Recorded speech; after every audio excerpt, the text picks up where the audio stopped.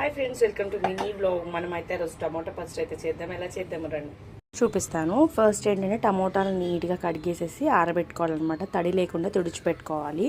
ఇలా 4 ముక్కలు కానీ 6 ముక్కలు కానీ టమోటా కాయని కట్ చేసేసుకొని ఒక హాఫ్ కేజీ టమోటాలు అయితే 50 గ్రాములు చింతపండు తీసుకోవాలన్నమాట. సో ఇదంతా కూడా మనము ఆయిల్ వేయకుండా ఉడకనివ్వాలన్నమాట. పైన మూత పెట్టేసేసి ఉడకనివ్వాలి. ఇలా ఉడకనిచ్చేసేసాక నీట్గా తర్వాత ఇంకా మూత తీసేసేసి ఉడకనివ్వాలన్నమాట, నీరంతా అబ్జర్వ్ అయ్యేలాగా.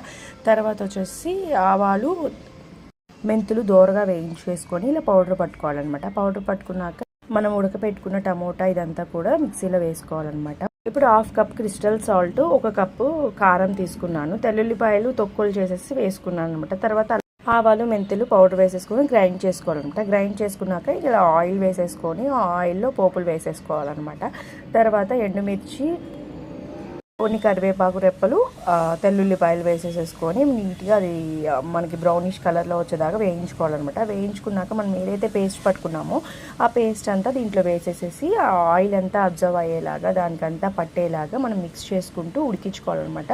వేసినమ్మటే తీయొద్దండి, అది మొత్తం కూడా మిక్స్ అవ్వాలి ఆయిల్లో. అప్పటిదాకా కొంచెం ఉడికించుకోవాలన్నమాట. ఉడికించుకున్నాక ఫైనల్గా పచ్చడి అయితే రెడీ అయిపోయిందనమాట. టేస్ట్ చూద్దామా. టేస్ట్ చూడకుండా నోట్లో నీళ్ళు వస్తున్నాయి అనమాట. ఎందుకో పచ్చడి చూస్తే నోట్లో నీళ్ళు వస్తాయి. సూపర్గా ఉంది. ఉప్పు కారము అన్నీ పర్ఫెక్ట్గా సరిపోయినాయి అనమాట. అండ్ మీకు పర్ఫెక్ట్ కొలతలతో మీకు కావాలంటే, నేనైతే పెద్ద వీడియో కావాలంటే కామెంట్ చేయండి, చేస్తాను. Thank you, bye.